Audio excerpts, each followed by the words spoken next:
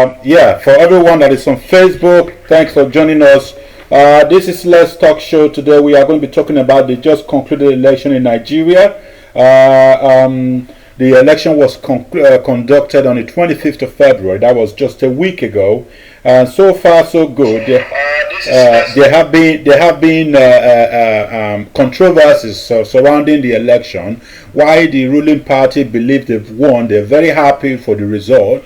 The oppositions, the Labour Party, and the PDP, the MPP, and the what's it called, the Sowore's party, I can recall the party now. They are all very, very upset about the result of the party. Yes, Sowore party is African Action Congress party. So they are all very upset because they believe the election is rigged, and everybody's pointing fingers at INEC. All right, so Mr. Kede is joining us today. We are going to be talking about this election situation in Nigeria. Mr. Kede is a publisher of the Nigerian magazine and is a lawyer here in the United Kingdom. Thanks for joining us. So, Mr. Kede, tell us what do you think about the just concluded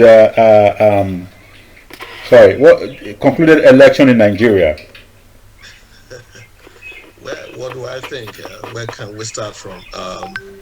The elections have not been concluded. Let me remind folks that there are crucial governorship elections next week. Okay. And so for the presidential and the National Assembly elections took place last week. Okay. Saturday. There is contention. Bola Ahmed Tinubu of the APC was declared the winner and president-elect, and Labour Party and PDP dispute the elections and have, I think Labour has commenced procedure in challenging it at the Presidential Election Tribunal. So that's the state of things. But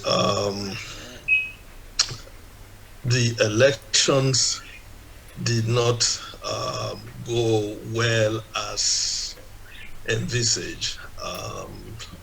There's been allegations of widespread irregularities. We've seen some online, and international observers, majority believe it was not up to standard, and therefore that puts a dent on the election itself. My personal observation, albeit from London, is that INEC botched a good opportunity to have a credible election. INEC has a lot to answer for. You must remember that over 300 billion naira was invested in technology for INEC. The Electoral Act was passed, so they had everything positive going for them on the D-Day that it was needed. INEC with the chairman, Mahmood let everybody down. It's an embarrassment. And in a decent, civilized society, the assembly, if it were America actually, or Congress, would be having a hearing as to why things have gone wrong. Okay. Yeah, but would you say that with the years that INEC had to prepare for this election, are you surprised that this election did not go as planned? I'm not. It's a mixed reaction. Surprise may not necessarily be the case for me, because the contention here is the use of technology. And so technology did not really fail Nigerians during this election. It was a human conduct of INEC, okay, which is totally unacceptable.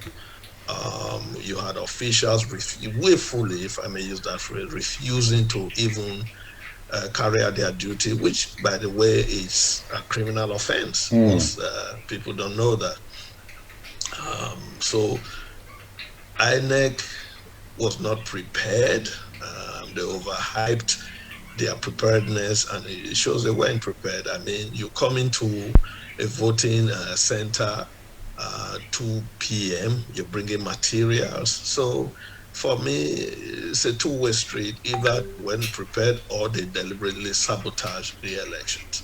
But it doesn't bode well for INEC. I personally would call for Mahmood to resign honorably. He won't do that. I know that for sure. Yeah, that is Nigeria's system. He's not going to resign. So the jury is still out as to whether his tenure is possibly the worst in the history of conducting elections in Nigeria. But there was, to some people, his conduct, I would say, has called into question the election. I mean, Beavers, that was touted as the game changer, was not used. All sort of excuses have been given, and embarrassingly, and just INEC has not come out to even respond. They haven't. They're silent, and they're now uploading what they could have done in real time there. And when you go and check the what they've uploaded into the system, the IREV as they call it, there's a lot of inconsistency with what some of the agents have. But I don't want to delve into that too much because it's become a subject of litigation, and sometimes it's good to err on the side of caution in the sense that some of us are public figures by the way we comment and everything, and so I wouldn't want to make some comments that will be used one way or the other for either party. Yeah. Okay, I completely understand that. Let me bring this up again. Sorry. There is a video. Let me quickly play that video for you. At least we will just have a say to that. A member of the APC claims that LP and the PDP attempted to hack INEC server. So because they could not get through, that is why they are crying. So I'm just going to quickly play that video for you, and so we'll take a response from that. Party have the situation room. They've known the results, and they knew they were losing, and they want to cling on something. And what they want to cling on was the transmission of the results in the portal. But people doesn't know how. I don't know if the audio is not loud enough, is it? But anyway, what seemed to be what's the video about? You don't necessarily have to play it, but you can tell me, then I can respond. Yeah, of course. The APC spokesperson, as a youth spokesperson or so, claimed that he claimed that this election wasn't stolen. He said his APC victories, LP wanted to rig the election, and PDP wanted to rig the election, but they couldn't, so that is why they are complaining. So when they asked if his party didn't rig the election, then he said, well, they didn't succeed. I mean, he was not saying that those who wanted to rig the election did not succeed. So my question is now, do you believe that narration? Because you know, in Nigeria, when things like this happen, there are different sorts of excuses, explanations that sometimes doesn't make sense. For example, the explanation of a snake swallowing naira in the country. So you can imagine. Do you believe that INEC server was hacked by opposition parties, as claimed by this spokesman? Okay, without prejudice to what he has said, I don't have any. There's no evidence that.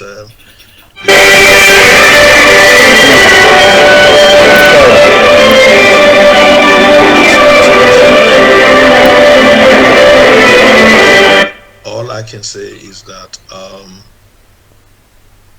expect APC to say that the election wasn't free and fair. Okay. But I don't expect them to say that because they are a beneficiary of the elections. But what I do know is that there are credible videos about, there are television videos or films that we saw on TV live, real time, where take Lagos for example, where unfortunately the tribal elements reared its ugly head, where Igbos were being harassed, being told to vote for a certain candidate, and were effectively disenfranchised, and there was a lot of voter suppression. We can't run away from that. Now, in PDP control states, or the Labour didn't have a control state anyway, were there voter intimidation? Of course there was, but I'll take it with a pinch of salt if that's the angle people want to go through about hacking or not. The bottom line is INEC performed, in my own estimation, to my mind, woefully. It had nothing to do with technology. They just didn't turn up on the day to conduct a proper election, and it calls into question the credibility of the elections. And so, rightly, Labour, I give Peter Obi a lot of credit, actually. And the credit I give to him is that he's been able to calm the aggrieved young voters who, by the way, had a record number of people coming out to vote, and so they are calm. You must understand that elections can be very emotive and divisive. I mean, if you look at America and see what January 6th insurrection did, it was all about claim of a stolen election. If you look at Brazil, same thing. And so credit to Peter Obi for coming out and asking people to be calm, and there's been no violence in reaction to the disputed election. I'll call it disputed election, rightly so, because Labour and PDP have disputed it, and they're going to the presidential election tribunal. Okay, thank you.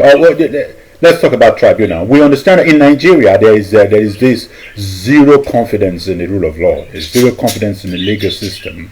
You are a lawyer, so what do you think is going to happen in the tribunal? Do you think that the truth would prevail? Do you think that the rightful person, the person who won the election, is probably going to get lucky and get his mandate back?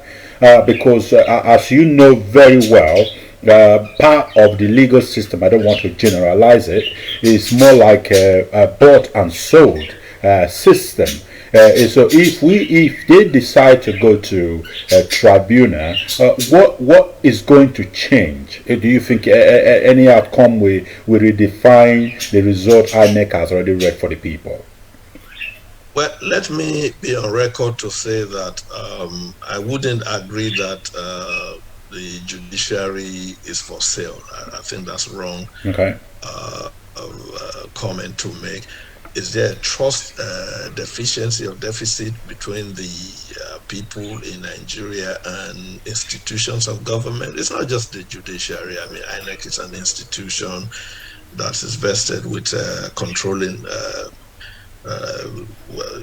not controlling, of performing its statutory duty as electoral umpire, and they failed woefully. And so there's that trust deficiency. Yes, there have been issues with the judiciary.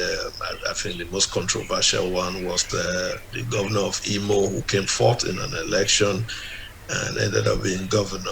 And then we have this Ahmed Lawal, Senate president, who really didn't contest for any Senate thing, and he's ended up giving. But let me say this, that when cases go to tribunal, sometimes your cases are good as your representatives, lawyers, who will go there and present the case. So sometimes if you present a bad case and you don't win, you don't need to necessarily say the judiciary is corrupt. It may not have anything to do with corruption.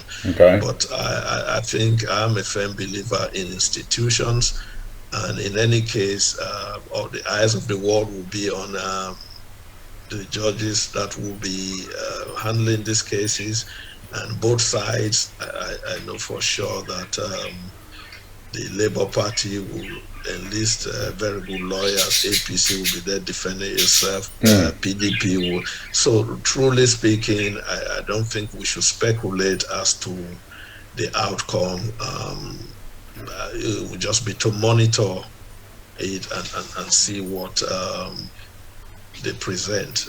But it's a technical thing, and not everyone necessarily who's a lawyer would have an understanding of how election tribunal cases work. So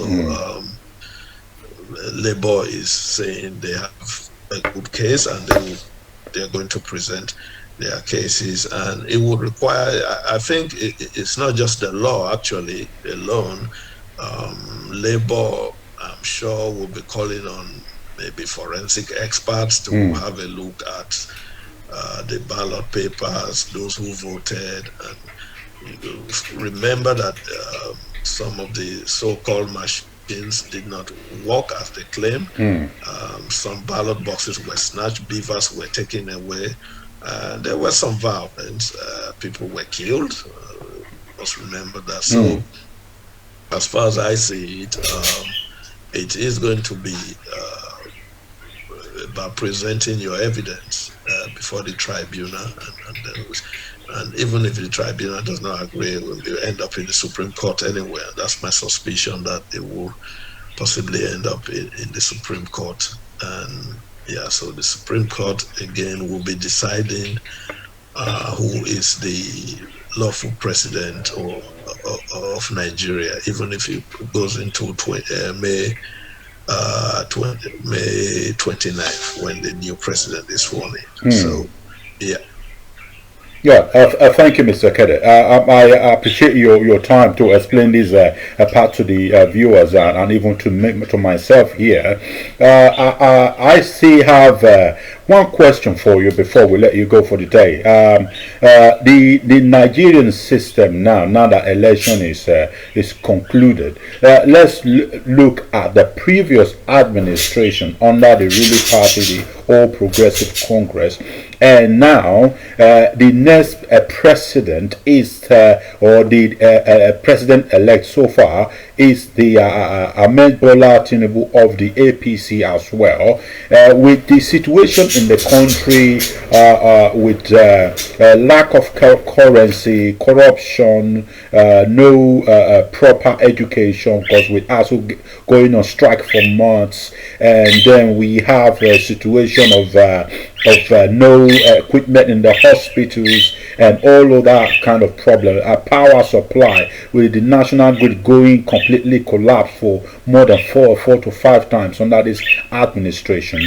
So if it's between APC to APC now, what do you think is going to change for Nigerians? Before I go allow you to respond to that, I want you to look at this picture on the screen, because where Buhari made mention of transparency and independence, he wanted to stay away so that Nigerians could elect the leaders they want. But when he went for the ballots, he voted for his own party, but he showed it to his own followers to see who he had voted for. So now we're talking about the corruption aspect of this particular situation.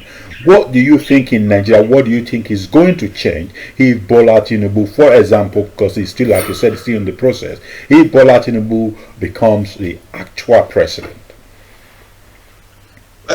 You packed a lot of stuff into that. Let me start with the last comment you made. What Buhari did after he voted was wrong, was illegal. Actually, it's meant to be a secret balloting system when you are voting, and so I think he's apologized for that, but I take that with a pinch of salt. I think that was not what you expect from a president of a country, blatantly breaking the electoral rules. And by the way, even another APC Senate whip or something, did the same thing, Jesus Kalu, but his was very comical because he, the ballot he displayed showed that he had a voided vote because his the print was over APC and ABGA, so that was more of a comedy, but also breaking of the rules. Now, APC under Buhari's regime came to power in 2015 with 3 major agendas, which was security, economy, and fighting corruption. And to my mind, I'll score him 0 out of 3. He failed. From day one, he had issues. For 6 months, he couldn't form a cabinet, and so the country drifted economically. And when he did, just things didn't work out. And so under him, we went into recession twice, came out, the currency, the dollar, is nothing to write home about, to the naira. And so he has left a legacy of failure, to my mind, and that's my personal opinion. There's really nothing positive that I can say based on the 3 agenda he has raised. It's been woeful. I mean, now the challenge before Tinubu, if he eventually becomes president, is enormous. I mean, how are you going to deal with by the way, the subsidy scam under Buhari's regime is running into the trillions of naira. And so a trap has been set for whoever will come in, that by June they will remove the subsidy. So effectively, he only has 2 days of grace, or 3 days, and so that subsidy goes from June, 1st of June, I believe. And so if the subsidy goes, how are they going to cope? So that's a problem. And I think the most damaging for me is that Buhari has effectively also left a debt profile of 77 trillion naira for whoever is coming in. And so it's been a woeful performance. I don't rate it at all. For me, it's just bad. Nigeria's never had this bad. We go to security. It's a terrible situation where even a train ride from Abuja to Kaduna, people were abducted and spent months in captivity, and millions of naira paid to free them. And so there's insecurity everywhere. We can't pretend about that. You have bandits, govern space in places like Niger, Zamfara. So, truly speaking, I think the only thing I would say about Nigeria is that we are resilient people. Most societies, if they've gone through what they have under this regime, they will collapse. But the resilience of Nigerians have had. And again, you have to look at the sub-nationals. Some are doing okay. Some are necessarily looking to the federal government for direction. And I've talked about corruption. The Accountant General of the Federation was recently dogged by the EFCC that's what they've told us, for admitting to stealing 120 billion naira. Who does that? What kind of society would just an accountant general takes that kind of money? There's subsidy scam, there's corruption everywhere. And so the 3 areas which he said he was going to correct in 8 years, he's not done that. And by the way, if you look at Nigerians don't ask questions. They don't ask the right questions. We were told that Nigeria or Nigerian Air will come into operation. It's only on the internet we hear about it. And that's correct.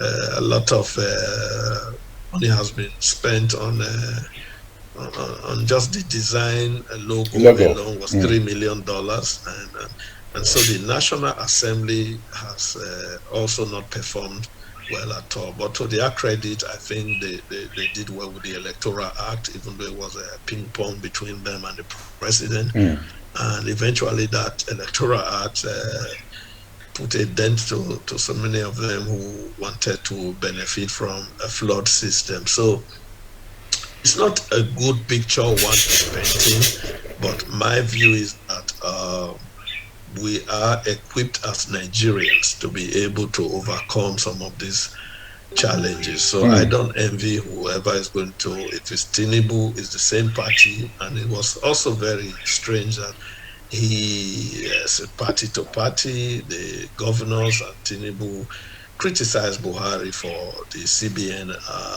redesign policy. The Supreme Court has spoken on that. Again, there are issues with interference from Buhari. Effectively, he was acting unlawfully, and so that's not a good legacy he's going to leave behind. He has less than 2 months, I believe. We're in March now, April, May, less than 2 months to do what he effectively said lame duck. It's very obvious, even from the way he was treated by his own party. And so, I have not rated him highly in 8 years that he. And moreover, you must remember that he spent over 250 days outside Nigeria for treatment. So again, it raises questions as to the fitness of those who come to power. But the good news is that you now have almost like a change that nobody envisaged, with Labour coming to the mix, if I may use that phrase.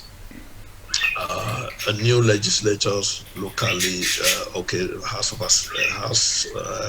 Reps and Senate have come in, and next week there will be some surprises. I'm sure governors will also be elected, and so the 10th Assembly will have a lot of work to do.